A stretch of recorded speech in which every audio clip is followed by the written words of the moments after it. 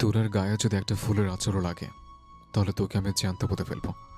ভাবিস না ছেড়ে এসেছি বলে মনের ভিতর থেকে সরিয়ে দিয়েছে। আমি দূরে থাকলেও আমার এই দু চোখ তোরাকে দেখে। তোরা আমার ভালোবাসা, আর এই শেষ নিঃশ্বাস অবধি সে আমার ভালোবাসাই থাকবে।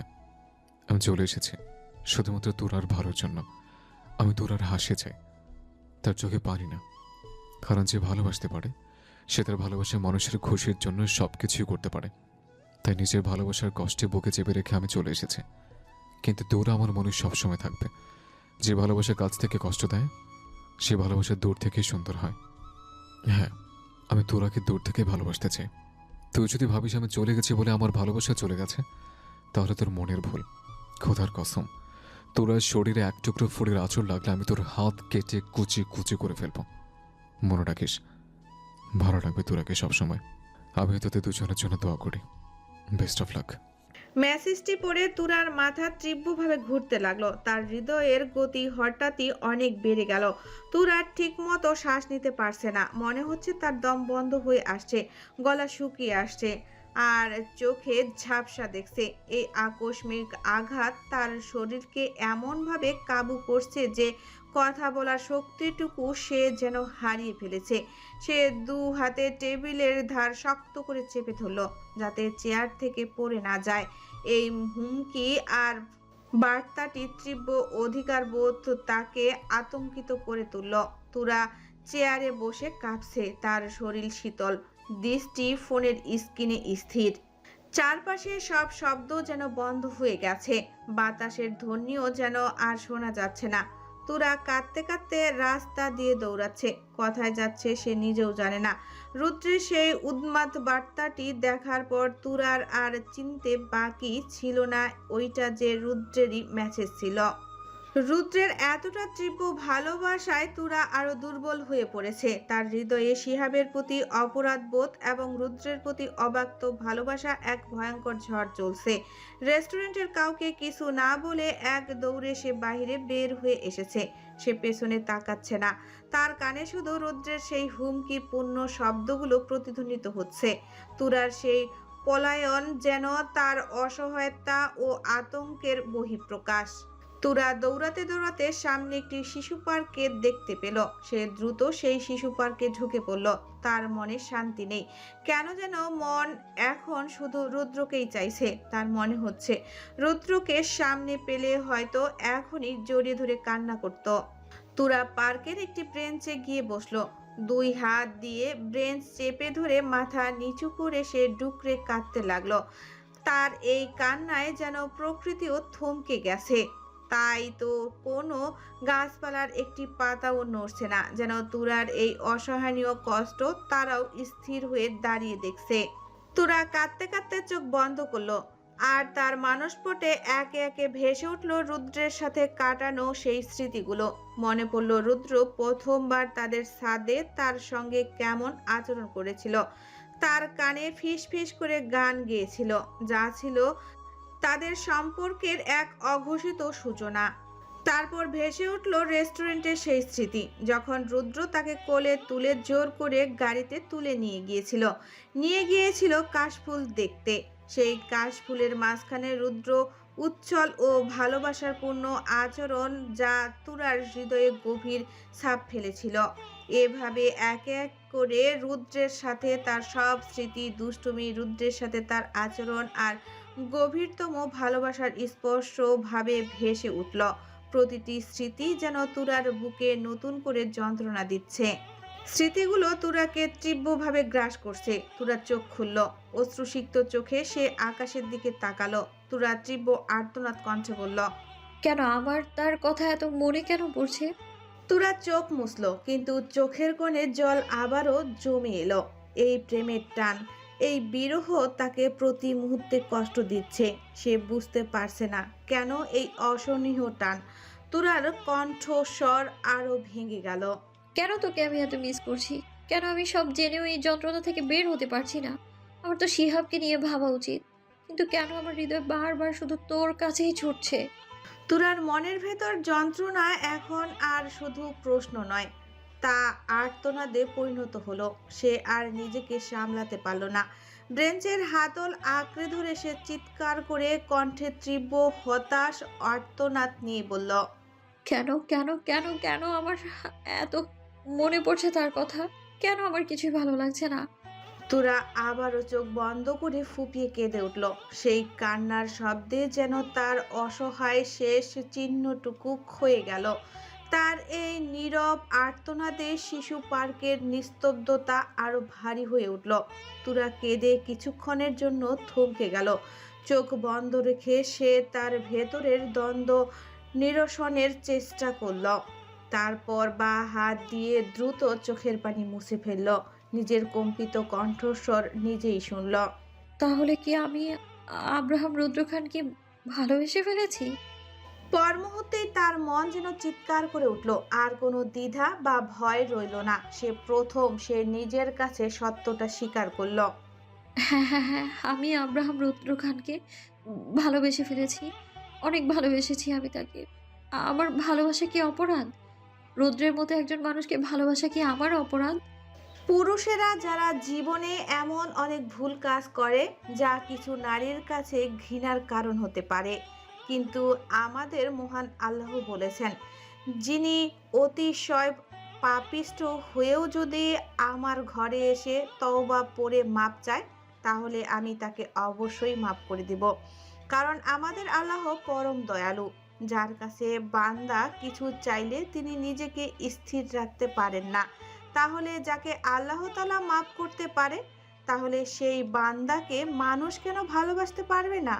রুদ্র তার ভুল বুঝতে পেরেছে এবং সে আল্লাহর পথে গিয়ে মাফও চেয়েছে। সে শপথ নিয়েছে এসব খারাপ কাজ থেকে বের হয়ে আসবে। ভালোবাসা কোনো কিছুতেই বাধা মানে না। সে আগুনের উপর দিয়ে হেঁটেও সেই ভালোবাসাকে জয় করতে রাজি থাকে। এই গভীর অনুভূতি শুধু তারাই বুঝবে যারা কাউকে মনে প্রাণে ভালোবাসেন। অনেকে ভাবেন এত খারাপ বা চরিত্রহীন মানুষকে ভালোবাসা যায় না, কিন্তু সেই চরিত্রহীন ব্যক্তি যদি কাউকে ভালোবাসে, সব কিছু ছেড়ে দেয় এবং খারাপ কাজ থেকে বের হয়ে যায়, তাহলে অবশ্যই সেই ব্যক্তিকে ভালোবাসা যায়। কিন্তু রুদ্র সেই বেলাটা উল্টো করল। সে মনে করেছিল তুরা তাকে ঘৃণা করে এবং তুরা নিজেও বদলে দিয়েছিল। রুদ্র যদি তাকে বিয়ে করে তাহলে সে তার দেহ পাবে, কিন্তু জীবন থাকতে মন পাবে না। সে শুধু নামেই তার স্ত্রী হয়ে থাকবে। এদিকে রুদ্র সেই মুহূর্তে আল্লাহর ঘরে গিয়ে ক্ষমা চেয়ে এসেছিল এবং ভালো পথে চলবে বলে শপথ নিয়েছিল। তাই রুদ্র যদি তুরাকে জোর করে নিজের করে নিত, তাহলে এটা অবশ্যই একটা অন্যায় হতো। কারণ ভালোবাসা হয় দুটি হৃদয় দিয়ে, একটি হৃদয় দিয়ে নয়। একটা হয়তো সবাই জানে। তাই রুদ্র নিজের ভালোবাসা আত্মসমর্পণ করে তুরাকে শিহাবের হাতে তুলে দিয়ে গেছে। আমাদের পারিবারিক বা সামাজিকভাবে যে বিয়েটা হয়, সেটা ভালোবাসার বিয়ে না, সেটাকে বাবা মায়ের সম্মানের বিয়ে বলা হয়। তাই ভালোবাসা কোনো পাপ দেখে না, সে শুধু সেই মানুষটাকে চায় যেই মানুষটাকে পেলে সে তার মনে শান্তি পাবে। তার অতীতকে আগলে পিছিয়ে কি আছে সেটা তার জানার দরকার নেই, কিন্তু ভবিষ্যতে সে যেন ভালো পথে চলে এবং তাকে ভালো রাখে। একজন চরিত্রহীন ব্যক্তিকে এমনভাবে ভালোবাসা যায়, ভালোবাসা কোনো বাধাই মানে না বা পাপও দেখে না। তুরা প্রথমে রুদ্রের মতো একজন ব্যক্তিকে ভাই হিসেবে সম্মান করত, কিন্তু প্রেমের দিকে ঘৃণা করত। সে চেয়েছিল রুদ্রকে শর্ত দিয়ে নিজের জীবন রক্ষা করতে, কারণ সে কোনোভাবেই রুদ্রের মতো একজন পুরুষকে নিজের জীবনে চাইতো না। তুরার পরিকল্পনা ছিল রুদ্রকে শর্ত দিয়ে সে পালিয়ে আসবে এবং অনেক দূরে চলে যাবে, কিন্তু তুরার শর্তে রুদ্র যে এতটা পরিবর্তন হবে তার তুরা কল্পনাও করেনি। মানুষ কতটা পরিবর্তন হলে নিজের ভালোবাসা কোরবানি দিয়ে তার ভালোবাসার মানুষকে হাসি মুখে রাখতে সে নিজেই দূরে চলে গেল। এই ভাবনা, এই পরিবর্তনগুলোই তুরাকে দুর্বল করলো। আমরা কিছু কিছু জিনিস কাছে থাকলে মূল্য দিতে জানি না, কিন্তু সেই জিনিস দূরে চলে গেলে সেটার অনুভব কিন্তু ঠিকই আমরা করি। আর তুরা আস্তে আস্তে অনুভব করতে করতে নিজের মনকে গলিয়ে ফেলে রুদ্রের প্রতি। রুদ্র কাছে থাকলে হয়তো তুরা এই ভালোবাসার অনুভূতিটা নিজের কাছে স্বীকার করতো না। রুদ্র 10 জন মেয়ের সাথে সময় কাটিয়েছে বা খারাপ কাজ করেছে, সেই ছেলে যে আবারও খারাপ হবে না তার গ্যারান্টি কি আছে? মানুষ যদি ভালো হয়ে আবারও খারাপের পথে ফিরে যায়, সেটা তার কপালের লেখা এবং তার ব্যক্তিগত ভাগ্য। আমরা আগে থেকে তা ধরে নিতে পারি না। রুদ্রের এই পরিবর্তনে এসেছে তীব্র ভালোবাসা ও অনুশোচনা থেকে, যা তাকে সত্যি শুদ্ধ করছে। তুরার ফোন একের পর এক বেজেই যাচ্ছে। হয়তো আরশি, আয়ান, আরফাই কল করছে, কারণ তাদের তো কিছু না বলে সে পালিয়ে এসেছে। অনেকবার রিং হওয়ার পর তুরা নিজের গভীর ভাবনা থেকে বেরিয়ে এলো। তাড়াতাড়ি চোখের পানি মুছে নিজেকে স্বাভাবিক করার চেষ্টা করলো এবং কল রিসিভ করলো। অপর প্রান্তে আরশি উদ্বিগ্ন কণ্ঠস্বর শোনা গেল। কি রে তোরা, তুই হঠাৎ না বলে কোথায় চলে গেলি? আমরা পুরো রেস্টুরেন্ট খুঁজে দেখলাম, তুই কোথাও নেই। শিহাব ভাইয়া তো প্রায় পাগল হয়ে গেছে। তুরা নিজেকে সংযত করে কণ্ঠে কৃত্রিম অসুস্থতার ভাব এনে বলল, আসলে আপু, আমার শরীর খারাপ লাগছিল, তাই আমি বাসায় চলে এসেছি। ও আচ্ছা, আমরাও আসছি। বলেই লাইন কেটে গেল। তুরা কোনো মতে মিথ্যা বলে পরিস্থিতি কাটিয়ে দিল, যাতে আরশির কোনো সন্দেহ না হয়। কিন্তু এই মিথ্যা বলার পর তার মনের অপরাধ বোধ আরো বাড়ল। তুরা আরশিদের আগে দ্রুত বাসায় চলে এলো। তাকে একা দেখে তনুজা খান উদ্বিগ্ন হয়ে প্রশ্ন করলেন, তুই একা এলি যে? আয়নরা কোথায়? তুরা ক্লান্তির ভাব এনে জবাব দিল, আসলে মা, আমার শরীর খারাপ লাগছিল, তাই আমি আগে চলে এসেছি। ভাইয়ারা আসছে। তুরার কথা শুনে তনুজা খান সঙ্গে সঙ্গে তুরার কপালে ও গালে হাত দিয়ে দেখে মাতৃত্বের স্নেহ স্বরে বলল, সে কি, শরীর খারাপ লাগছে মানে? কিছু হয়েছে? জ্বর টর? তুরা দ্রুত আশ্বাস নিয়ে বলল, আরে না মা, এমনি শরীর খারাপ লাগছে। মা, আমি খুব ক্লান্ত, আমি রুমে গিয়ে ফ্রেশ হয়ে একটু ঘুমোবো। তনুজা খান স্বস্তি ও অনুমতি স্বরে বলল। আচ্ছা ঠিক আছে, যা। তুরা তার মায়ের কথা শুনে দ্রুত তার রুমে চলে গেল। এর কিছুক্ষণ পরই সময়ের গতিতে আরশি, আয়ান, তিথি এবং আরফাত তারাও বাসায় চলে এলো। রেস্টুরেন্টে তুরা হঠাৎ চলে যাওয়ায় এবং বাইরে ছোটাছুটির কারণে সকলেই ক্লান্ত ছিল, তাই কেউ কারো সঙ্গে কথা না বলে যার যার রুমে চলে গেল। রাত 9টা ছুঁই ছুঁই। খান বাড়ির সকলেই তখন ঘুমিয়ে আছে, শুধু ঘুম নেই তুরার চোখে। কাল তুরার বিয়ে, এই ভাবনাতেই যেন তুরার বুক ফেটে আরো কান্না আসে। তুরা ছাদের রেলিং ধরে দাঁড়িয়ে আছে, তার মন জুড়ে শুধু কালকের বিষয়টা। কিভাবে সে কি করবে, কিভাবে শিহাবের নামে কবুল শব্দটি বলবে? সে যে রুদ্রকে ভালোবেসে ফেলেছে, এই কথা পারছে না কাউকে বলতে, না পারছে সহ্য করতে। কাল কি সত্যি তুরার বিয়ে হয়ে যাবে? সে কি সত্যি রুদ্রকে হারিয়ে ফেলবে? তাহলে তো সর্বনাশ, কারণ সে যে রুদ্রকে ভালোবেসে ফেলেছে, খুব বেশি ভালোবেসে ফেলেছে। এগুলো ভাবতে ভাবতেই তুরা আবারও ডুকরে কেঁদে উঠল। কাঁদতে কাঁদতে সে ছাদের রেলিং এ নুয়ে পড়ল। কাঁদতে কাঁদতে আর্তনাদ করে বলল, রৌদ্র, কোথায় আপনি? আমি পারছি না আপনাকে ছাড়া থাকতে। দমাটকে মরে যাচ্ছি আমি। আমি আমি খুব ভালোবাসি আপনাকে, খুব বেশি ভালোবেসে ফেলেছি আমি আপনাকে। তুরার মন অনুশোচনা আর ভালোবাসার ভারে ভেঙে যাচ্ছে। সে ছাদের রেলিং এ মুখ গুজে ফিসফিস করে বলল, আপনি ঠিকই ছিলেন, আমি ভুল ছিলাম। আপনার ভালোবাসা ভুল নয়, পবিত্র। আমি চাই আপনাকে। আপনাকে না পেলে আমি হয়তো বাঁচতে পারবো না। তুরার আর্তনাদ আরো গভীর হলো। এই মুহূর্তে রুদ্রের উপস্থিতি তার জন্য জীবন দায়ী। সে যেন আকাশের দিকে তাকিয়ে ভিক্ষা চাইছে। প্লিজ আপনি ফিরে আসুন। আমি আপনি ব্যতীত কাউকে চাই না। আপনাকে না পেলে আমার মরণ হোক। তুরা রেলিং এ মাথা নুয়ে কাঁদতে লাগলো। আজ যেন তার চোখে নদী লেগেছে। আসলেই ভালোবাসা যেমন হাসায় তেমন কাঁদায়, তাতে আফসোস বা ধোকা যাই থাকুক, ভালোবাসা মানেই কান্না। ঠিক তখনই একটি ধীর কণ্ঠস্বর ভেসে এলো। তোরা? কারো ডাকে তুরার কান্না থেমে গেল। তুরা মাথা সোজা করে কান্না ভেজা চোখের সামনে তাকালো। চারপাশে অন্ধকার হলেও শরীরের গঠন দেখে তুরার চিনতে ভুল হলো না যে ওটা আরশি। আরশি ঘুম আসছিল না, তাই তুরার সাথে গল্প করার জন্য তুরার রুমে গিয়েছিল। তুরাকে রুমে না পেয়ে আরশি খুঁজতে খুঁজতে ছাদে আসে, আর এসেই তুরার আর্তনাদ করে বলা প্রত্যেকটা শব্দ স্পষ্টভাবে শুনে ফেলে। আরশি দ্রুত এগিয়ে এসে তুরার সামনে সেও ঝুঁকে বসলো। আরশির চোখেও পানি টলমল করছে। সে শান্ত কণ্ঠে শিওর হতে জানতে চাইল, একটু আগে তোরা তুই যেসব কথা বললি সেগুলো কি সব সত্যি? আরশির কথা শুনে তুরার আর বুঝতে বাকি রইল না আরশি যে সব শুনে ফেলেছে। তুরা আর নিজেকে লুকানোর চেষ্টা করলো না। মুহূর্তেই তুরা আরশিকে ঝাঁপিয়ে জড়িয়ে ধরলো এবং হাউমাউ করে কেঁদে উঠল। তুরা আর্তনাদ ও আকুতি নিয়ে বলল, হ্যাঁ আপু, সব সত্যি কথা। আপু, আমি রুদ্র ভাইয়াকে ভালোবাসি। আমি ভালো নেই, আমার কিছুই ভালো লাগছে না, আমার দম আটকে আসে। আপু কি করব আমি এখন? আমি শিহাবকে বিয়ে করতে পারবো না। তুরা কাঁদতেই থাকলো। আরশি তুরার কথা শুনে কি বলবে ভেবেই পাচ্ছে না। সে যা সন্দেহ করেছিল তাই হলো, কিন্তু এখন সে কি বলবে, তুরাকে সান্ত্বনা দিবে, সে যেন ভেবেই পাচ্ছে না। তবুও আরশি স্নেহ ভরে তুরার মাথায় হাত বুলাতে বুলাতে বলল, কাঁদিস না তোরা, এভাবে ভেঙে পড়লে চলবে না। দেখ, বাসার সবাই তোর বিয়ে নিয়ে কত খুশি। তুই কি চাস? এসব শুনে সবার মন খারাপ হোক? আর তাছাড়া তুই তো রৌদ্র ভাইয়াকে ভালোবাসিস না, তার জন্যই তো রৌদ্র ভাইয়া চলে গেল। তুরা আরশিকে জড়িয়ে ধরে কাঁদতে কাঁদতে বলল, তাহলে আমি এখন কি করব আপু? মিথ্যা প্রতিশ্রুতি দিয়ে শিহাবকে বিয়ে করব? আর রুদ্র ভাইয়াকে আমি কিভাবে ভালোবেসে ফেললাম আমি নিজেও জানি না, কিন্তু আমি রুদ্র ভাইয়াকে খুব ভালোবাসি। আমি পারছি না আপু, আমি রুদ্র ভাইয়াকে ছাড়া থাকতে পারছি না। বিশ্বাস করো, খুব কষ্ট হচ্ছে আমার। আমি শ্বাস নিতে পারছি না, কোনো কিছুতে আমি মন বসাতে পারছি না। বিশ্বাস করো আপু, আমি রুদ্র ভাইয়াকে চাই, প্লিজ।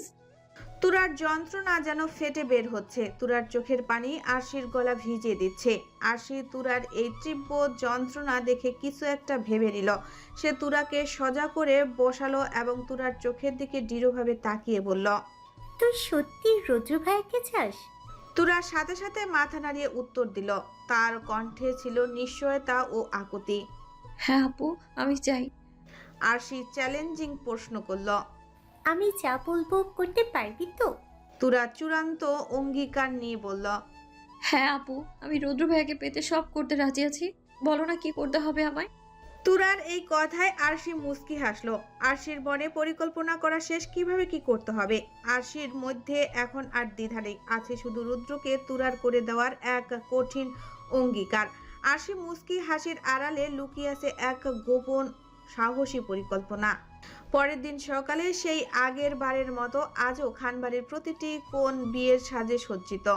ঝলমলে আলো, ফুল আর রঙিন কাপড়ে পুরো বাড়িতে এক উৎসবের আমেজ। আত্মীয় স্বজনের আনাগোনাও শুরু হয়ে গেছে। খানবাড়ির মহিলারা ছোট ছোট কাজে ব্যস্ত, কেউ মেহমানদের আপ্যায়নে, কেউ রান্নাঘরে তদাকরিতে, অন্যদিকে পুরুষেরা আড্ডায় ব্যস্ত। সব মিলিয়ে বাড়ির পরিবেশে কোলাহলপূর্ণ ও আনন্দময়। আনন্দের কোলাহলে যখন সবাই ব্যস্ত, আনোয়ার খানও সকলের সাথে আড্ডায় ব্যস্ত ছিলেন। হঠাৎ কি মনে করে তিনি রোশনি খানের উদ্দেশ্যে সামান্য তাড়া দিয়ে বললেন, এই যে শুনছো, তোরা হয়তো ঘুম থেকে উঠেনি, ওকে ডেকে তোলো, পার্লার থেকে লোক চলে আসবে তো। রোশনি খান কিছু বলার জন্য মুখ খুলতে যাবে, পাশ থেকে তনুজা খান তার আগেই সবাইকে নাস্তা দিতে দিতে রোশনি খানের উদ্দেশ্যে স্বাভাবিকতা ও স্নেহমাখা নিয়ে বললেন, আপা, আপনি এই দিকটার খেয়াল রাখেন। আমি যাচ্ছি, কিছুদিন ধরে মেয়েটার সাথে মন খুলে কথা বলতে পারছি না, এখন একটু গিয়ে বলে আসি। রোশনি খান সম্মতি দিলেন। তনুজা খান ধীরে ধীরে তুরার রুমে প্রবেশ করলেন। তুরা তখন গভীর ঘুমে মগ্ন। তনুজা খান স্নেহ ভরে মেয়ের পাশে বসে আলতো হাতে তুরার মাথায় হাত বুলিয়ে দিতে লাগলেন। তনুজা খানের চোখে তখন রাজ্যের চিন্তা। তিনি মনে মনে ভাবলেন, কত বড় হয়ে গেছে মেয়েটা, আজ অন্যের বাড়ি চলে যাবে। এই বাড়ির সদস্য থেকে এখন অন্যের বাড়ির সদস্য হয়ে যাবে। মাতৃত্বের এই চিরন্তর অনুভূতিতে তনুজা খানের চোখের কোণ দিয়ে জল গড়িয়ে পড়ল। নিজের মাথার উপর কারো আলতো স্পর্শে তুরার ঘুম আস্তে আস্তে ভেঙে গেল। সে কেঁপে উঠে চোখ খুলে দেখে তার মা। তুরা তার মার চোখের জল দেখে বিছানা থেকে উঠে বলল, মা, তুমি কাঁদছো কেন? তনুজা খান আবেগমাখা উত্তর দিলেন, তুই কত বড় হয়ে গেছিস। তুরা নীরবে বুঝতে পারলো আজ তার বিয়ে, অন্যের বাড়ি চলে যাবে, তাই তার মা এই কথাগুলো বলছেন। তার নিজের কষ্টটা তখন ক্ষণিকের জন্য আড়ালে চলে গেল। পর মুহূর্তেই কাল রাতে আরশির বলা প্ল্যানটা তুরার মনে পড়ে গেল। সঙ্গে সঙ্গে তুরার চোখ ভেজে উঠল। তুরা আর নিজেকে সামলাতে পারল না। সে সাথে সাথে তার মাকে জড়িয়ে ধরে হাউমাউ করে কেঁদে উঠল। মেয়ের এমন আচানক কান্না দেখে মায়ের বুক হাহাকার করে উঠল। তনুজা খান নিজেকে ধরে রাখতে পারলেন না। তিনিও অঝরে মেয়েকে ধরে কান্না করতে লাগলেন। সত্যি এই মুহূর্তটা খুব কষ্টের। এই মুহূর্তটা যাদের জীবনে এসেছে শুধুমাত্র তারাই বুঝবে এর যন্ত্রণা। মা ও মেয়ে দুজনের অশ্রু দুটি ভিন্ন কারণে ঝরছে। একজন মেয়ের বিদায়ের কথা ভেবে, আর অন্যজন বিয়ের নামে আসন্ন প্রতারণা এবং জীবনের অনিশ্চয়তার কথা ভেবে। কান্নার মাঝে তনুজা খান কণ্ঠে সান্ত্বনা দিয়ে বললেন, কাঁদিস না মা, মেয়েদের একদিন পরের বাড়ি যেতেই হয়। শিহাব বাবা অনেক ভালো, তোকে অনেক সুখে রাখবে। তুরা তার মায়ের কথা শুনে কোনো উত্তর দিল না, শুধু নীরবে তার মাকে জড়িয়ে ধরে অশ্রু ঝরাতে লাগলো। ঠিক সেই মুহূর্তে আরশি এবং তার সাথে পার্লারের একজন মহিলা রুমে প্রবেশ করলো। তনুজা খান আর তুরা দুজনেই দ্রুত স্বাভাবিক হয়ে বসলেন।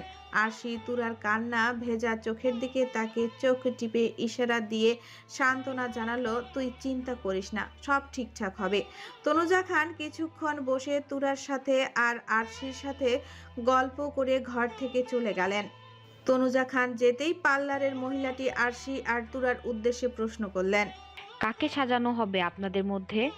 ঠিক তখনই তুরা দুষ্টুমির ছলে কিন্তু ভেতরের পরিকল্পনা মাথায় রেখে বলে উঠল, এই যে আমার আপুকে। তুরার কথা শুনে আরশির চোখ কপালে তুলে তুরার দিকে তাকালো। তুরা দুষ্টু মাখা হাসি দিয়ে দ্রুত কাপড় নিয়ে দৌড়ে ওয়াশরুমে গেল, কিন্তু ভুলবশত নিজের লেহেঙ্গাটা না নিয়ে আরশির লেহেঙ্গা নিয়ে ভেতরে ঢুকে পড়ল। এদিকে আরশি তুরার কথায় রাগে ফেটে পড়ল। না জানি এই মেয়ের জন্য তার আবার কি বিপদে পড়তে হয়। মুহূর্তেই সে মনকে সান্ত্বনা দিল, যাই হোক আমি অন্তত দুজনের ভালোবাসা তো এক করে দিতে পারবো।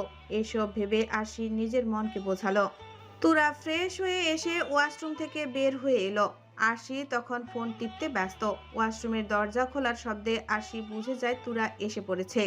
আরশি তুরার দিকে না তাকিয়ে ফোন ঘাঁটতে ঘাঁটতে তুরাকে বলল, তুরা, হয়েছে তোর? আসলে আরফার তিথি আসবে, যা করার তাড়াতাড়ি কর। আর আমি এই রুমে ফ্রেশ হব, তাই কাপড় নিয়ে এসেছি। তুই যা করার কর, আমি ফ্রেশ হয়ে আসছি। কথাটা বলে আরশি কাপড় না দেখে নিয়ে দ্রুত ওয়াশরুমে ঢুকে পড়ল। এদিকে তুরা পার্লারের মহিলাটির সামনে বসলো। পার্লারের মহিলাটি তুরাকে খুব স্বাভাবিকভাবেই সাজালো, কিন্তু বউয়ের মতো নয়। কারণ পার্লারের মহিলাটি ভেবেছেন আরশিকে বউ সাজাতে হবে। এই যে তুরা তখন বলল, সেই কথাটি তুরার দুষ্টুমি হলেও পার্লারের মহিলাটি সিরিয়াসলি মনে করে নিয়েছেন। আরশি ফ্রেশ হয়ে ওয়াশরুম থেকে বের হয়েই তুরার দিকে তাকালো। নিজের লেহেঙ্গা তুরার গায়ে দেখে সে চমকে উঠল। তারপর সাথে সাথে নিজের দিকে তাকিয়ে দেখলো সে তুরার লেহেঙ্গা পরে নিয়েছে।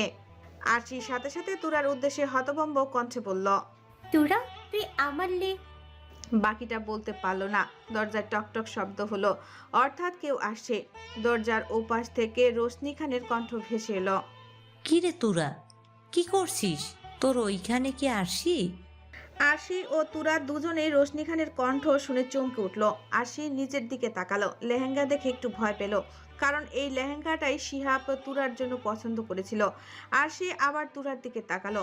তুরার সাজ শেষ, কিভাবে কি করবে আরশি ভেবে পাচ্ছে না।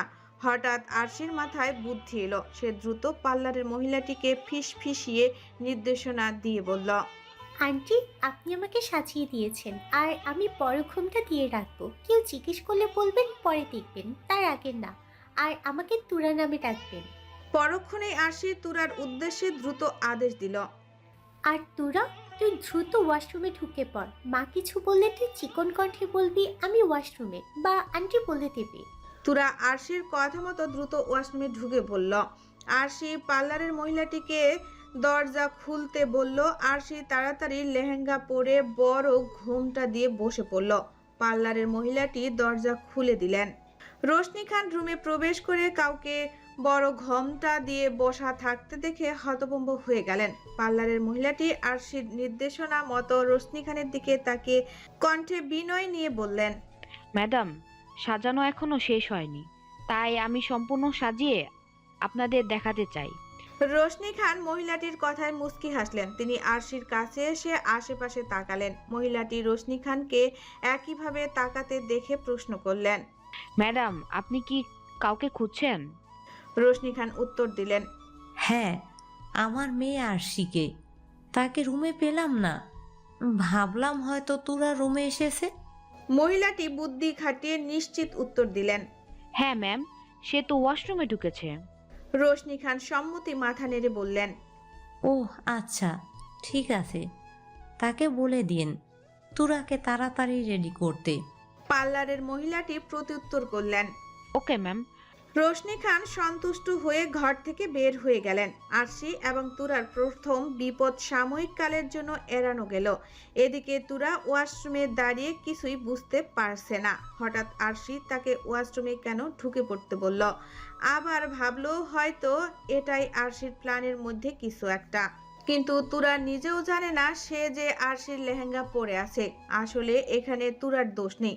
সে যখন মার্কেটে শিহাবের পছন্দ মতো জিনিস কিনতে বলেছে তখন সে নিজের বিয়ের লেহেঙ্গা ভালো মতো দেখেইনি। আর আরশির লেহেঙ্গাও প্রায় তুরার লেহেঙ্গার মতোই, শুধু কালার আর কিছু কিছু নকশা ভিন্ন ডিজাইনের। আরশি ঘোমটাটা তাড়াতাড়ি তুলে ফেললো এবং বড় বড় শ্বাস নিতে থাকলো, যেন সে খুব বড় বাঁচা বেঁচেছে। তুরা আর আরশি এসব উল্টাপাল্টা কাণ্ড দেখে পার্লারের মহিলাটির যেন মাথা ঘুরছে। তিনি বিষয়টি স্পষ্টভাবে জানতে আরশিকে দ্বিধাগ্রস্ত প্রশ্ন করলেন। ম্যাডাম, আমি আপনাদের বিষয়টা বুঝতে পারছি না। বিষয়টা একটু ক্লিয়ারলি বললে আমি একটু ভালো মতো বুঝতে পারতাম। আরশি তখন কথা বলার মুডে নেই। সে বড় বড় শ্বাস নিতে নিতে সংক্ষিপ্ত উত্তর দিল। আন্টি, আপনার এগুলো নিয়ে ভাবতে হবে না। আপনি আমাকে তাড়াতাড়ি সাজিয়ে দিন। মহিলাটি আর কোনো কথা না বাড়িয়ে আরশিকে সাজাতে লাগলো। এদিকে আরশি ভুলেই গেছে তুরা যে ওয়াশরুমে। আরশি চোখ বন্ধ করে আছে। মহিলাটি আরশিকে একদম বউ বেশে সাজিয়ে তুললেন। সাজানো শেষ হলে মহিলাটি আরশির দিকে তাকিয়ে মুগ্ধতা হয়ে বললেন। ম্যাডাম, হয়েছে, অনেক সুন্দর লাগছে আপনাকে। আরশি হাসি মুখে চোখ খুলল আর নিজেকে আয়নায় দেখে যেন 1000 ভোল্টের শক খেলো। ঠিক তখনই আরশির মনে পড়ল তুরা যে ওয়াশরুমে ঢুকে আছে। আরশি নিজের মাথায় নিজেই 2টা থাপ্পড় দিল। সব প্ল্যান উল্টা হচ্ছে। সে মুখ খুলে রাগে মহিলাটিকে কিছু বলতে যাবে, ঠিক তখনই আরফা তিথি হুর হুর করে রুমে প্রবেশ করলো। কথায় আছে না, বিপদ যখন আসে তখন চারিদিক থেকেই আসতে থাকে। তাদের বেলায় ঠিক তাই হচ্ছে। আরশি তাদের আগমন দেখে সাথে সাথে আবারও বড় ঘোমটা দিয়ে বসে পড়ল। মহিলাটি আরশিকে আবারও ঘোমটা দিতে দেখে বুঝে গেল আগের মতো প্ল্যান কাজে লাগাতে হবে তাকে। আরফা আরশিকে এভাবে ঘোমটা দিয়ে বসে থাকতে দেখে কৌতূহল নিয়ে প্রশ্ন করল। কি রে তোরা, তুই এইভাবে ঘোমটা দিয়ে বসে আছিস কেন? আরশি ঘোমটাটার আড়ালে হাঁপাচ্ছে। মহিলাটি আরশিকে কোনো কথা বলতে না দেখে আরফার উদ্দেশ্যে বললেন। ম্যাডাম, তিনি চাইছেন এই সাজানোটা একেবারে বিয়ের আসনে তার হাজবেন্ডের সামনে দেখাতে। তাই তিনি এখন কাউকে নিজেকে দেখাতে চাইছেন না। মহিলাটি বেশ বুদ্ধিমত্তার সঙ্গে কথাটা বললেন। আরশি মহিলাটির কথা শুনে ঘোমটার আড়ালে সামান্য হাসলো। ঠিক তখনই পাশ থেকে আরফা মহিলাটির উদ্দেশ্যে তারা ভরা কণ্ঠস্বরে বলে উঠলেন। এখন হয়েছে, বউ তো সাজানো হয়েছে, এখন আমাদের সাজিয়ে দিন। তিথি আর আরফা দুজনেই নিজেদের রুম থেকে ফ্রেশ হয়ে কাপড় পরে এসেছে। মহিলাটি আবার তাদের সাজাতে লাগলেন। সময় যাচ্ছে, তত ঘনিয়ে আসছে বর আসার সময়। এদিকে তুরার বেজায় নাজেহাল অবস্থা। সে এখন পর্যন্ত ওয়াশরুম থেকে বের হয়নি। শরীরটা খুব দুর্বল লাগছে। তুরা ভাবছে আরশির ডাক দিচ্ছে না, হয়তো ভেতরে কোনো সমস্যা আছে তাই ডাক দিচ্ছে না। এই জন্য তুরা নিজেও বের হচ্ছে না। দেখতে দেখতে বর আসার টাইম এসে গেল আর বর এসেও গেল। তিথি আর আরফাকে সাজানোর পর দুজনেই আরশির পাশে বসে আছে। বর আসার শব্দ শুনে দুজনের আনন্দেই মেতে উঠল। তারা এক প্রকার দৌড়েই রুম থেকে বের হলো। এদিকে আরশিও নাজেহাল অবস্থা। ঘোমটার আড়ালে থাকতে থাকতে পার্লারের মহিলাটি চলে গেছে। আরশি আরফা তিথিকে যেতে দেখে দ্রুত ঘোমটাটা এক ঝটকায় তুলে ফেলল। আরশি বিদ্যুৎ গতিতে বড় বড় শ্বাস নিতে লাগলো, যেন জীবন যায় যায় অবস্থা। আরশির মনে পড়ল তুরার কথা। এখন দেরি করলে চলবে না, যেভাবেই হোক তুরাকে বের করতে হবে। আরশি উঠে দাঁড়িয়ে ওয়াশরুমে টক টক শব্দ করে ফিসফিসানি অধৈর্য কণ্ঠে তুরাকে ডাক দিল। তুরা, আমি আসি, দরজা খোল তাড়াতাড়ি। তুরা আরশির কণ্ঠ শুনে সাথে সাথে দরজা খুলে দিল। আরশি দ্রুত বলে উঠল, শোন, তুই পিছনের ব্যালকনি দিয়ে রশি বেঁধে নেমে পিছনের বাগানের দিক দিয়ে বেরিয়ে যাবি। তুরা আরশিকে বউ সাজে দেখে কিছু বলার চেষ্টা করলো, কিন্তু আরশি হাত দিয়ে থামিয়ে দিয়ে আকুতি ও তাড়া দিয়ে বলল, কথা বলে চলবে না, শিহাব ভাইয়া এসে পড়েছে, তুই তাড়াতাড়ি যা প্লিজ, বাকিটা আমি সামলাবো। তুরা আরশির এই আন্তরিকতা দেখে সাথে সাথে আরশিকে জড়িয়ে ধরে কেঁদে উঠল। আপু, তোমাকে কি বলে যে ধন্যবাদ দেবো তো আমার ভাষা নেই। শুধু বলতে চাই তুমি পৃথিবীর শ্রেষ্ঠ আপু। আরশি সময় নষ্ট না করে তুরাকে ছাড়িয়ে নিল। সে দরজাটা লাগিয়ে দিল এবং তুরাকে কি কি করতে হবে সব ভালো করে বুঝিয়ে দিল। এমন কি তুরার ফোনে কারোর নাম্বার সেভ করে দিয়ে বলল, ঠিক আছে, তুই কি ফোন করবি, সে চলে আসবে, আমার নাম বলবি, তাহলেই তোকে চিনবে। তুরা আবারও কান্না ভেজা কণ্ঠে আরশির দিকে তাকালো, তারপর পুনরায় আরশিকে জড়িয়ে ধরে কেঁদে উঠল। এবার আরশিও কাঁদতে কাঁদতে বলল, নিজের খেয়াল রাখবি, কি হয় আমাকে জানাবি, আমি তোর পাশে সব সময় আছি। তুরা আর আরশি কিছুক্ষণের মধ্যে স্বাভাবিক হলো। তুরা ব্যালকনিতে একটা সিঁড়ি বেঁধে বেয়ে বেয়ে নেমে পড়ল। আরশি দাঁড়িয়ে দেখছে তুরাকে। তুরা নেমেই পিছনের বাগানের দিকে ছুটল। কিছুক্ষণের মধ্যেই বাগানের মধ্যে মিলিয়ে গেল। আর দেখা গেল না, তুরা চলে গেল তার গন্তব্যে। আরশি তুরার চলে যাওয়ার দিকে তাকে চোখের পানি মুছল। অবশেষে হয়তো দুটি হৃদয়ের ভালোবাসার পূর্ণতা পাবে। ঠিক সেই মুহূর্তে আবারও দরজায় কড়া নাড়ল কেউ। আরশি দ্রুত আবার তাড়াতাড়ি বড় ঘন্টা দিয়ে গিয়ে দরজা খুলে দিল। দরজায় দাঁড়িয়ে আছে আয়ান আশিক খান। আশিক খান আরশিকে তুরা মনে করে নিজের বুকের সাথে জড়িয়ে ধরে বললেন, আমার কলেজের টুকরো মেয়ে, তোর বাবা তোকে খুব মিস করবে, তুই চিন্তা করিস না, শিহাব তোকে অনেক ভালো রাখবে। ঘন্টার আড়ালে আরশি থরথর করে কাঁপছে, তার মাথা ঘুরছে, যেন যে কোনো সময় পড়ে যাবে এমন অবস্থা। আরশিকে যে এই বিপদের মধ্যে পড়তে হবে তা সে কল্পনাও করেনি। সবকিছু কেমন জানি অদলবদল হয়ে যাচ্ছে। আশিক খান আরশিকে নিয়ে নিচে আসলেন। নিচে সবাই বসে আছে, শিহাব, কাজী এবং আরও নানান আত্মীয়। কিন্তু আত্মীয়দের মাঝে কারো মাথায় আসছে না আরশিকে যে কোথাও দেখা যাচ্ছে না। সবার মনের ধারণা হয়তো বিয়ে বাড়িতে কোথাও বান্ধবীদের সাথে আড্ডা দিচ্ছে। এসব ভেবেই সবাই সময় কাটিয়ে দিচ্ছে। এয়ারপোর্টে মানুষ ভরপুর, সবাই যার যার ব্যাগপত্র নিয়ে ভেতরে প্রবেশ করছে, যেন সবাই যার যার গন্তব্যে যাওয়ার জন্য ব্যস্ত। এয়ারপোর্টের বাইরে বিরক্ত ভঙ্গিতে দাঁড়িয়ে আছে তুরা। সেই কখন থেকে অপেক্ষা করছে আরশির বন্ধুর জন্য, কিন্তু তার আসার খবর নেই। তুরা যখন বিরক্তিতে ছটফট করতে লাগলো, ঠিক তখনই পেছন থেকে পুরুষালী কণ্ঠ ভেসে এলো। এক্সকিউজ মি, আপনি কি মিস তুরা? পুরুষালী কণ্ঠ শুনে তুরা চমকে উঠল। সে ঘাড় ঘুরিয়ে পেছনে তাকিয়ে দেখে একটি ছেলে। ছেলেটিকে দেখে তুরা চিনে ফেলল। এই ছেলেটি আরশির বন্ধু। আরশি তুরাকে ছবি দেখিয়েছিল, আর আরশির বন্ধু নেহালকেও আরশি তুরার ছবি হোয়াটসঅ্যাপে দিয়েছিল। তাই দুজন দুজনকে চিনতে সময় লাগলো না। তুরা নেহালকে দেখে তাড়াতাড়ি স্বস্তিতার সাথে উত্তর দিল, জি, আমি তুরা। নেহাল হলো একজন পাইলট। আরশির সাথে তার অনেক আগে থেকেই বন্ধুত্ব। এই সবেমাত্র নেহাল পাইলট হয়েছে। এর বাইরে তার বাবা বিমান, পাসপোর্ট, ভিসা এসবের কন্ট্রাক্টর। তাই এই কারণেও নেহাল এই পেশাটি বেছে নিতে পেরেছে।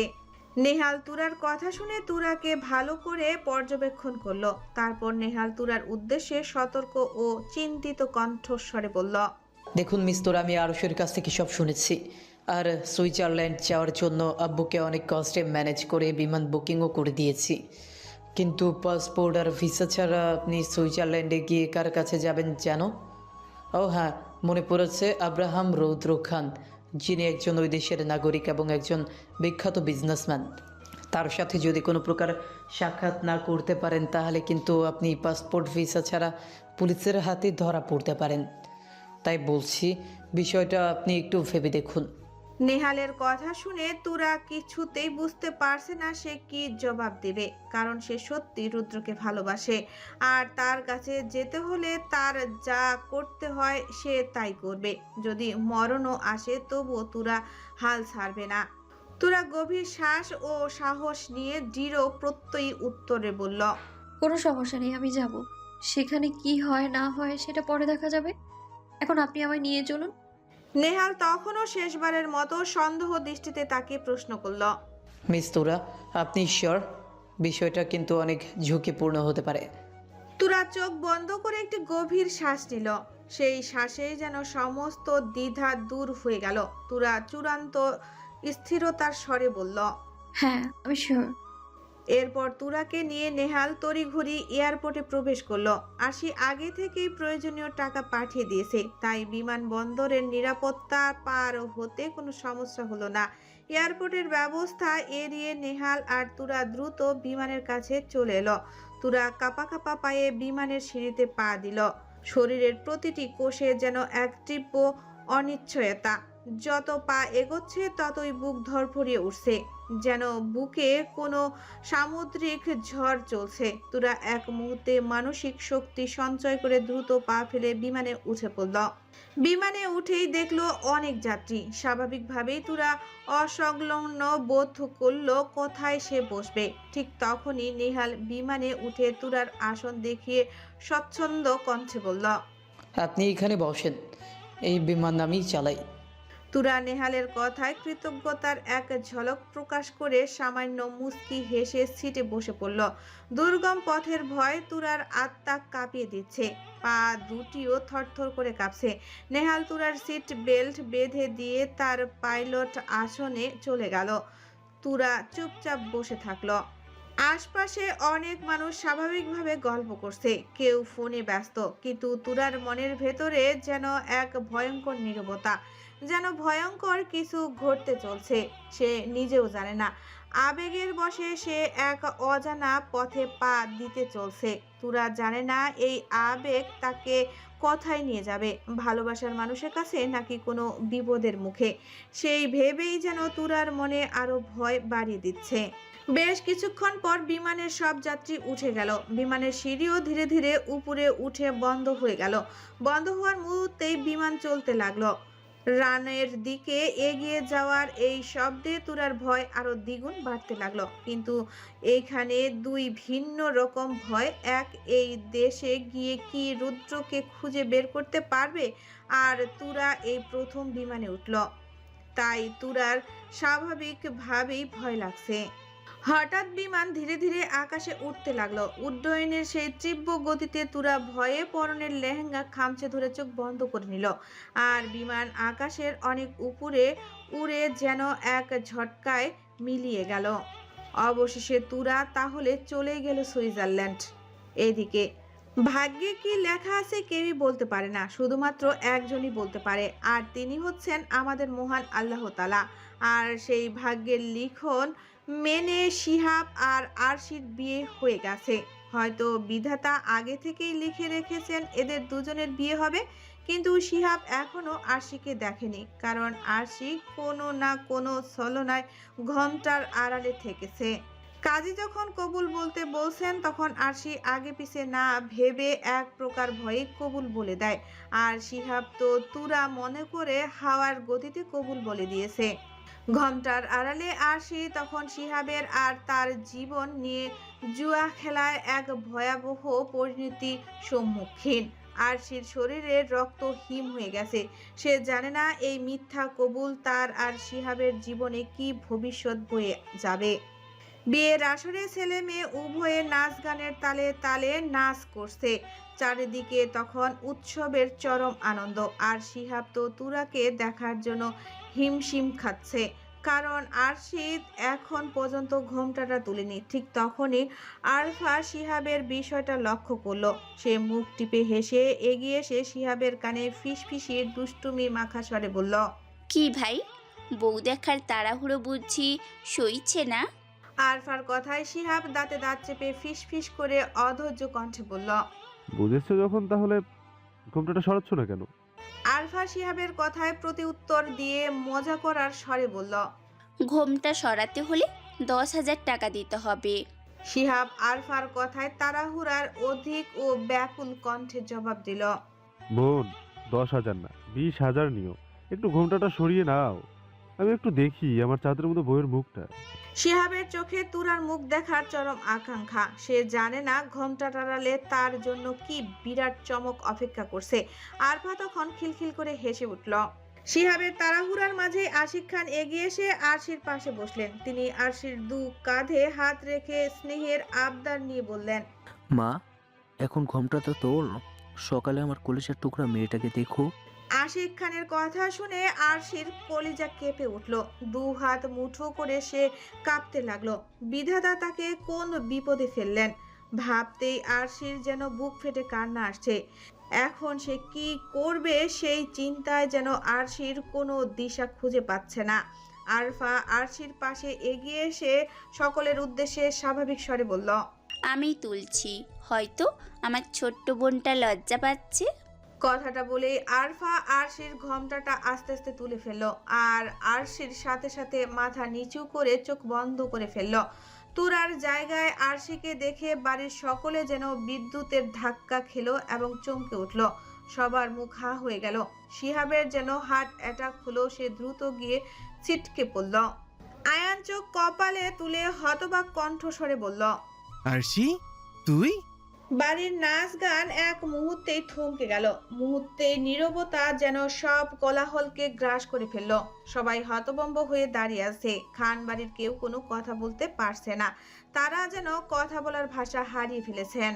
শিহাব ধীরে ধীরে স্বাভাবিক হয়ে বসলো। তারপর আরশির দিকে তাকিয়ে চোখে অনেকবার ঝাপসা দিল, যেন সে নিজের চোখকে বিশ্বাস করতে পারছে না। শিহাব কাঁপা কাঁপা স্বরে আরশির দিকে তাকিয়ে হতভম্ব কণ্ঠে প্রশ্ন করলো। আরশি, তুমি? তোরা কোথায়? আরশি কিছু বলছে না, শুধু মাথা নিচু করে আছে। কি বলবে? সত্যিটা বলে দেবে যে সে তুরাকে পালিয়ে যেতে সাহায্য করেছে, কিন্তু কথাটা বললে তো তুরা নিজের পরিবারের চোখে খারাপ হয়ে যাবে। আর শিহাব, যাকে সে একটু আগে 3 কবুল বলে স্বামী হিসেবে গ্রহণ করেছে, তার কাছে তো পরম দোষী হয়ে থাকবে। এসব ভাবতেই আরশি ফুপিয়ে কেঁদে উঠল। আনোয়ার খান উদ্বেগ হয়ে কাঁপা কাঁপা পায়ে আরশির কাছে এসে কঠিন স্বরে প্রশ্ন করল। আরশি, সত্যি করে বল, তুই এইখানে কেন? আর তোরা কোথায়? আনোয়ার খানের কথায় আরশি আরো জোরে কান্না করে দিল। তার কান্না যেন সকলের মনে আরো চিন্তা বাড়িয়ে দিচ্ছে। আনোয়ার খান পুনরায় আরশির দিকে তাকিয়ে প্রায় চিৎকার করে চরম উদ্বেগ পেয়ে প্রশ্ন করলেন। কি হলো আরশি? চুপ করে আছিস কেন? তোরা কোথায়? আর তুই তোরার জায়গায় কেন? আরশি কান্না থামাতে পারছে না। সে কোনো উত্তর দিতে পারছে না, আর দেবেই বা কি করে। পর মুহূর্তেই মনে মনে ভাবলো সত্যিটা যে কোনোভাবেই তাকে লুকিয়ে রাখতে হবে। তুরা যে রুদ্রের কাছে চলে গেছে এই কথাটা কোনোভাবেই বলা যাবে না, না হলে শিহাব তুরার জন্য সুইজারল্যান্ডও চলে যেতে পারে। আরশি এসব ধারণা নিয়ে সত্যিটা লুকিয়ে ফেলল। সে ফট করে মনে সাহস সঞ্চার করলো এবং সকলের উদ্দেশ্যে চিৎকার করে মিথ্যা স্বীকারোক্তিতে বলল। তুরা নেই, তাকে আমি চলে যেতে বলেছি। সে পালিয়ে গেছে, কারণ আমি শিহাব ভাইকে ভালোবাসি। তাই আমি তুরাকে বাধ্য করেছি পালিয়ে যেতে, আর আমি শিহাবকে বিয়ে করে নিয়েছি। আরশির কথাটা বলতেই সজোরে থাপ্পড় পড়ল আরশির গালে। বাড়ির সকলেই সেই থাপ্পড়ের আরো চমকে উঠল। পুরো বাড়িটা যেন এক মুহূর্তে থমকে গেল। উৎসবের আলো নিভে গিয়ে অন্ধকার নেমে এলো। কেবল আরশির কান্নার শব্দ সেই ভয়াবহ নীরবতাকে মাঝে মধ্যে ভেঙে দিচ্ছে। সুইজারল্যান্ড। দীর্ঘ 15 ঘন্টা জার্নি করে বিমান এসে থামলো সুইজারল্যান্ডে। বিমানের শীতাপ নিয়ন্ত্রণ পরিবেশ ভেদ করে তুরা বাইরের ঠান্ডা হাওয়া অনুভব করলো। নতুন শহর, নতুন মানুষ, চারপাশের বিস্ময়কর স্থাপত্য, সব কিছুই কেমন জানি অদ্ভুত ও অচেনা লাগছে তুরার কাছে। বিমানবন্দর থেকে বেরিয়ে তুরা রাস্তা দিয়ে হেঁটে যাচ্ছে। সে গন্তব্যহীন, বুঝতে পারছে না কিভাবে সে রুদ্রকে খুঁজবে। তুরা হাঁটছে আর চারপাশে দেখছে। বরফে ঢাকা পাহাড় আর পরিষ্কার পরিচ্ছন্ন পথ সব মিলিয়ে এক অত্যন্ত সুন্দর শহর দেখার মতো, যা তুরাকে মুগ্ধ করলো। তুরা যখন চারপাশ দেখতে ব্যস্ত, ঠিক তখনই কিছু নোংরা বিদেশি যুবক তুরাকে দেখে চারপাশে ঘিরে ফেলল। আচমকা বিদেশি ছেলেগুলোকে দেখে তুরা ভয়ে ধরফরে উঠল। সবগুলো ছেলের মাঝে একজন ছেলে বিশ্রী মার্কা হাসি দিয়ে বলল, এই সুন্দরী, দেখে মনে হচ্ছে বাংলাদেশে নতুন, তাই না? তুরা ছেলেটার ভাষা বুঝতে পারল না, পারবেই বা কি করে, কারণ সে বিদেশি ভাষা কোনো অর্থই জানে না। তার চোখে আতঙ্কের ছানা ভরা। তুরাকে কথা বলতে না দেখে ছেলেটা পাশ থেকে সব ছেলের উদ্দেশ্যে বলল, ভাই, কি মাল দেখেছিস? আর হেব্বি সুন্দরী। আমি এইরকম বাংলাদেশের মেয়ে খুব কমই দেখেছি। কথাটা বলতেই ছেলেগুলো হাহা করে সকলে হেসে উঠল। যুবকদের নোংরা হাসি আর অশালীন দৃষ্টি তুরার গায়ের উপর যেন স্রোতের মতো আছড়ে পড়ল। তুরা বুঝতে পারছে না এরা কি বলছে, কিন্তু তাদের শারীরিক অঙ্গভঙ্গি ও হিংস্র চোখ দেখে সে ভয়াবহ বিপদ আজ করতে পারছে। তুরা অপরিচিত ছেলেগুলোর উদ্দেশ্যে কাঁপা কাঁপা গলায় প্রায় মিনতির স্বরে বলল, ভাইয়ারা কারা আপনারা?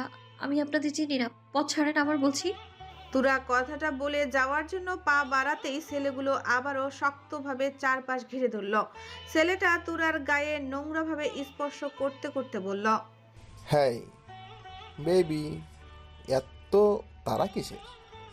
আমাদের সাথে চলো, অনেক টাকা দেব, শুধু আমাদের মজা দেবে। এইভাবে শরীরের নোংরা স্পর্শ করা দেখে এক মুহূর্তে তুরা ভয়, মনের আতঙ্ক সবকিছু ভুলে গেল। সে সজোরে থাপ্পড় মারল ছেলেটির গালে। তুরা রাগে ফুঁসতে ফুঁসতে তীব্র ঘৃণা চোখে ছেলেটির দিকে তাকিয়ে বলল, বাসায় কি মা বোন নেই আপনাদের? রাস্তায় মেয়ে দেখলে গায়ে হাত দিতে ইচ্ছে করেছি। তুরার এই অপ্রত্যাশিত প্রতিবাদে সব ছেলে রেগে ফেটে উঠল। যাকে তুরা থাপ্পড় মেরেছে সেই ছেলেটি গালে হাত দিয়ে সব ছেলের উদ্দেশ্যে রাগে ফুঁসতে ফুঁসতে বলল, এই তোরা দেখছিস কি? এই মালটাকে ধর, ওর কত বড় সাহস আমার গায়ে হাত তোলে। আজ দেখাবো এই সাহসের দাম। দাঁড়িয়ে দাঁড়িয়ে দেখছিস কি? ধর ওকে। ছেলেটির কথা শুনে একজন যুবক দ্রুত এগিয়ে এসে তুরার হাত চেপে ধরল। ছেলেটির কঠোর স্পর্শে তুরা বুঝতে পারল ছেলেগুলো মোটেও ভালো নয়, আর সে যে খুব বিপদের মধ্যে পড়ে গেছে তা খুব ভালো করেই বুঝে গেল। এখন যে সে কি করবে ভেবেই পাচ্ছে না। বাঁচার শেষ চেষ্টা হিসেবে তুরা সাহস জোগাড় করে ছেলেটির হাতে কামড় বসালো। ছেলেটি তুরার কামড়ের যন্ত্রণায় চিৎকার করে উঠল। তুরা চারিদিকে তাকালো, এইখানে থাকা যাবে না, না হলে তার সব শেষ হয়ে যাবে। তুরা কোনো কিছু না ভেবে তার লেহেঙ্গা সামান্য উঁচু করে ধরে দিল দৌড়। ছেলেগুলো তুরাকে ধরার জন্য পিছু ছুটল। তুরা দৌড়াচ্ছে, হঠাৎ তুরার রৌদ্রের কথা মনে পড়ল। রৌদ্র ঠিকই বলেছিল, এই দেশ ভালো না, এই দেশের মেয়েদের কোনো সম্মান নেই, যা আজ তুরা প্রমাণ পেল। এখন রুদ্রের ঘৃণা করা দেশটা তুরাও ঘৃণার দেশে পরিণত হয়ে গেল। একটু আগে যেই দেশটা দেখে তুরার মুগ্ধ হয়েছিল তা এক নিমিষেই তুরার কাছে ঘৃণায় পরিণত হলো। তুরার শরীর দুর্বল হয়ে আসছে, সে আর দৌড়াতে পারছে না, পা যেন থেমে আসছে। ছেলেগুলো প্রায় তুরার কাছাকাছি। তুরা দৌড়াতে দৌড়াতে হঠাৎ একটা দামি কালো বিদেশি গাড়ির সাথে ধাক্কা খেলো। সে সামান্য ব্যথা পেল, কিন্তু তেমন আঘাত পেল না, কারণ গাড়িটা তুরার আগেই থামিয়ে দেওয়া হয়েছিল। তাই তুরা এই বিরাট বিপদ থেকে রক্ষা পেল। গাড়িটি ঠিক পিছন পিছন আরও 6টি কালো রঙের বিশাল বহুল গাড়ি এসে সারি বেঁধে থামলো। পুরো এরিয়া যেন এক মুহূর্তেই নিস্তব্ধ হয়ে গেল। তুরা অন্তত দুর্বল শরীর চোখ তুলে গাড়ির দিকে তাকালো। নোংরা ছেলেগুলো ততক্ষণে প্রায় কাছে চলে এসেছে। তুরা একবার পিছনে মৃত সম ছেলেগুলোর দিকে তাকালো, আবার সামনের জীবনের শেষ আশা গাড়িগুলোর দিকে তাকালো। তুরার শরীর হেলে পড়েছে, চোখে ঝাপসা দেখছে, যে কোনো সময় জ্ঞান হারিয়ে ফেলতে পারে। তুরা ঝাপসা ঝাপসা চোখে সামনে গাড়িটির দিকে তাকালো। ধীরে ধীরে গাড়িটির জানালার কাজ খুলে গেল। সেই এক মুহূর্তে পেছনের গাড়িগুলো থেকে কয়েকজন সুঠাম দেহি বডিগার্ড এসে প্রথম গাড়িটির ডোর খুলে দিল। আর ডোর খুলে দেওয়ার সাথে সাথে গাড়ি থেকে কারো বাম পা বের হলো। পর মুহূর্তে গাড়ির ভেতরে থাকা মানুষটা যেন এক গতিময় ছায়ার মতো বের হয়ে পড়ল। আর সেই মানুষটা আর কেউই নয়, তুরার হারিয়ে যাওয়া ভালোবাসা, যার জন্য সে কতদিন যন্ত্রণা অনুভব করেছে, যাকে প্রতি নিঃশ্বাসে মিস করেছে, যার জন্য সে মৃত্যুকে উপেক্ষা না করে এত দূর এসেছে। সেই ব্যক্তি আর কেউই নয়, স্বয়ং আব্রাহাম রুদ্র খান। রৌদ্রের কালো ওভারকোট, সুগঠিত চেহারা আর তীব্র শীতল চোখ এক অপরিচিত শহরের তুরার কাছে চিরচেনা এক স্বর্গ মনে হলো। সেই মুহূর্তে রুদ্রের উপস্থিতি তুরার কাছে শুধু তার ভালোবাসার মানুষ নয়, যেন সমস্ত বিপদকে মুক্তির এক অভেদ্য প্রাচীর হয়ে এসেছে রুদ্রকে দেখেই তুরা শুকনো ঠোঁটে যেন এক স্বর্গের হাসি ফুটে উঠল। মনের ভেতর যেন এক বুক ভরা শান্তি বয়ে গেল। চারপাশের সব বিপদ এক মুহূর্তেই তুচ্ছ হয়ে গেল। দুজনে দুজনের দিকে অপলক তাকিয়ে আছে। রুদ্র যেন নড়তেও ভুলে গেছে, তার চোখ একদম তুরার দিকে স্থির। তুরা আর নিজেকে সামলাতে পারল না। দুর্বল শরীরে হেলতে হেলতে প্রায় দৌড়ে রুদ্রের কাছে এসে রুদ্রকে শক্ত করে জড়িয়ে ধরল। সেই আলিঙ্গন ছিল দীর্ঘ বিচ্ছেদের যন্ত্রণা আর ভয়াবহ বিপদ থেকে মুক্তির স্বস্তি। তুরা দুর্বল ও শান্তি মেশানো স্বরে রুদ্রের কানে ফিসফিস করল। ফায়ার।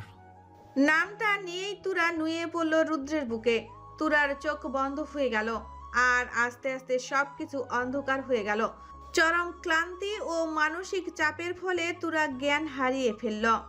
অবশেষে তুরা আর রুদ্রের আবার দেখা হলো, আর একদম সঠিক জায়গায় তুরা সেন্সটা হারালো। ভাগ্যে কি লেখা আছে আমরা কেউই বলতে পারি না। আমরা যা ভাবি তার উল্টোটাও হতে পারে, তাই আমরা আগে থেকে কিছু বলতে পারি না। আরশি মাথা নিচু করে আগের মতোই কান্না করছে। কিছুক্ষণ আগে আরশির কথাটা বলতেই শিহাব এগিয়ে এসে আগে পিছে না ভেবে আরশির গালে সজোরে থাপ্পড় মেরেছিল। শিহাব রাগে ফুঁসতে ফুঁসতে আরশির দিকে তীব্র ঘৃণা দৃষ্টিতে তাকিয়ে ক্ষোভ নিয়ে বলল, ছি, লজ্জা করলো না তোমার এরকম একটা কাজ করতে? তোমাকে আমি বোন হিসেবে কত সম্মান করতাম, আর তুমি এরকম একটা কাজ করতে পারলে? বাড়ির সকলে স্থির, কেউ কিছু বলতে পারছে না। আনোয়ার খান মাথায় হাত দিয়ে সোফায় বসে পড়লেন। আরশি শিহাবের কথায় কাঁদতে কাঁদতে মনে মনে ভাবলো, এইভাবে ভেঙে পড়লে চলবে না তাকে। এত দূর যেহেতু এসেছে, তাহলে এইখানে এসে থেমে যাবে না। নিজের জীবনের ভালো মন্দ চিন্তা না করে সত্যিটা লুকিয়ে যাবে।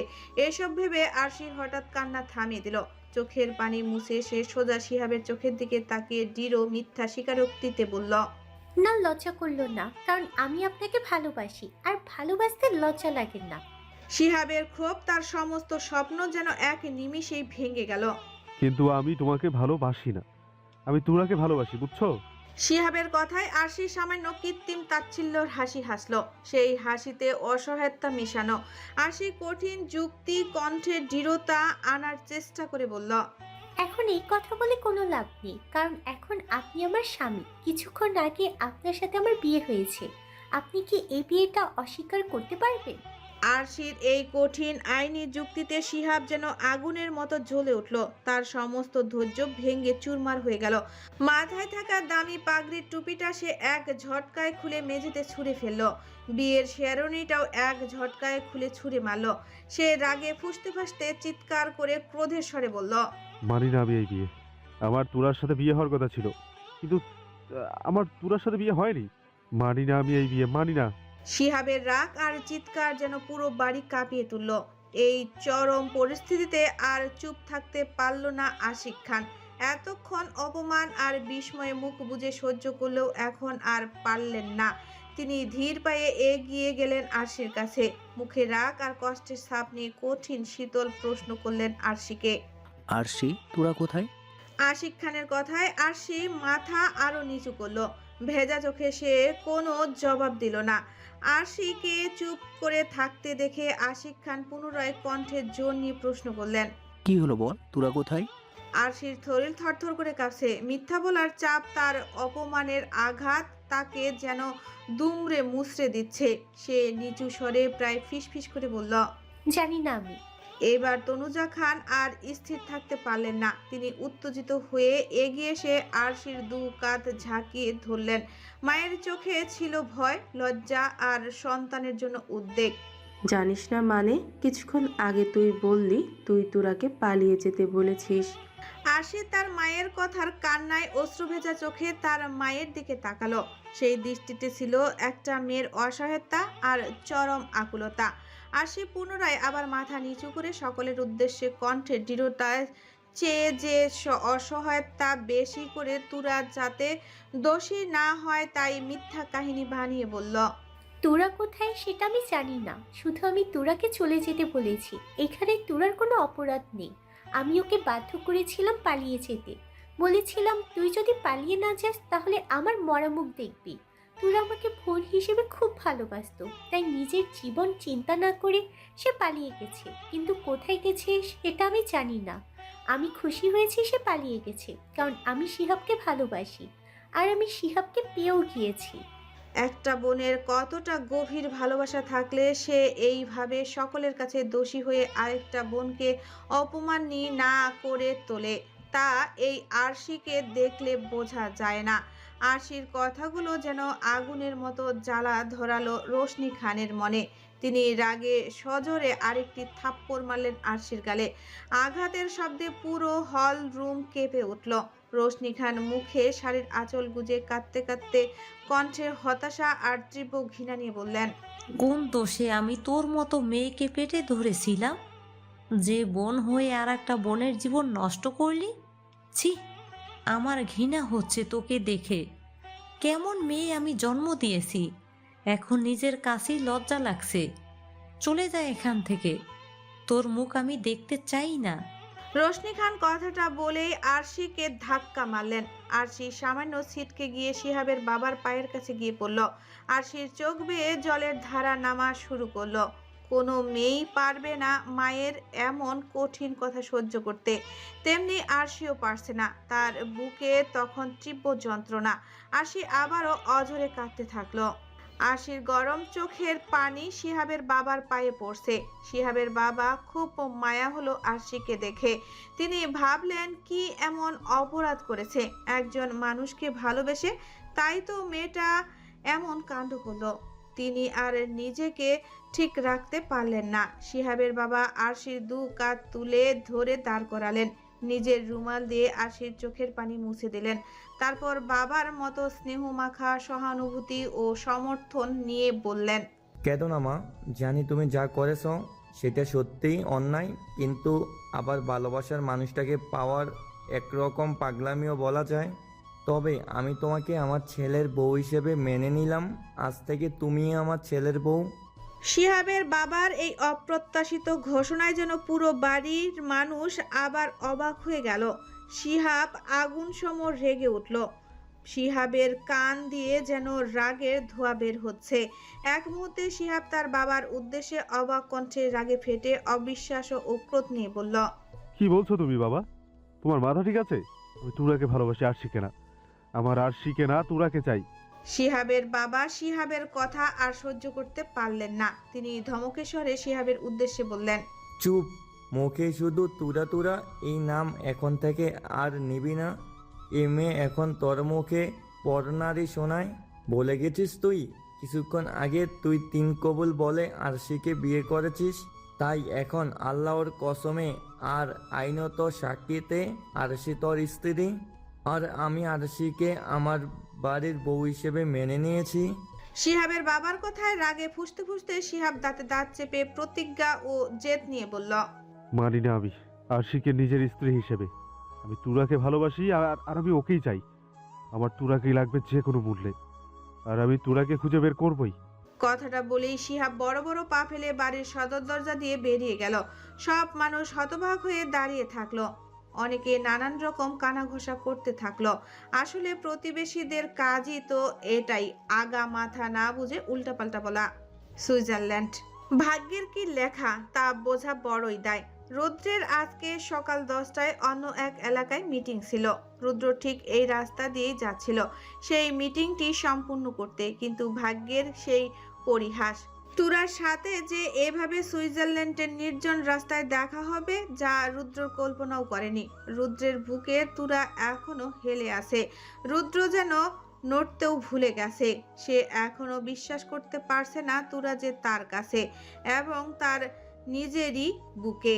রুদ্র কাপা কাপা চোখে সামান্য মাথা নিচু করে তুরার সেই ঘুমন্ত জ্ঞান হারানো মুখের দিকে তাকালো। অজস্র যন্ত্রণার পর এই মুহূর্তে তুরাকে দেখে মনে হচ্ছে সে খুব শান্তিতে ঘুমিয়ে আছে।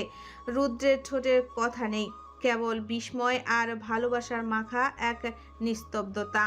পর মুহূর্তে রুদ্রের চোখ গেল সামনে থাকা তুরার সাথে বাজে নোংরা ব্যবহার করা বিদেশি ছেলেগুলোর উপর। রুদ্র ছেলেগুলোকে দেখে 1 মিনিটে চোখ বন্ধ করলো আর ভেসে এলো কিছুক্ষণ আগে মুহূর্তের দৃশ্য। যখন রুদ্র গাড়ি চালিয়ে আসছিল তখন তুরা প্রাণপণে দৌড়ে আসছিল আর তুরার পেছনে সেই ছেলেগুলো দৌড়ে আসছে। আর একটা মেয়ের পেছনে ছেলেদের এইভাবে দৌড়ানোর মানে সেই নোংরা বাজে মন্তব্য করে তাড়া করা। তার মানে ছেলেগুলো তুরার পেছনে বাজে মন্তব্য করে তাড়া করছিল। কথাগুলো ভাবতেই রুদ্রের শরীর রাগে জ্বলে উঠল। সে শক্ত হয়ে গেল, চোখ লাল হয়ে ফট করে চোখ খুলে সেই ছেলেগুলোর দিকে তাকালো, যেন চোখ দিয়ে ছেলেদের গিলে ফেলবে। রুদ্রের সেই হিংস্র লাল চোখ আর পেছনে শাড়ি দেওয়া সশস্ত্র বডিগার্ড দেখে ছেলেগুলোর ভয়ে আত্মা পর্যন্ত কেঁপে উঠল। নিজেদের ভয়াবহ পরিণতি আজ করে ছেলেগুলো উল্টো দিকে ঘুরে বাঁচার জন্য দৌড় শুরু করলো। রুদ্রের শরীর রাগে কাঁপছে, তার চোখে তীব্র ঘৃণা, যেন ছেলেগুলোকে জ্যান্ত পুঁতে ফেলবে। রুদ্র বিদ্যুৎ গতিতে চিৎকার করে পেছনের বডিগার্ডদের উদ্দেশ্যে কঠোর কণ্ঠে বলল,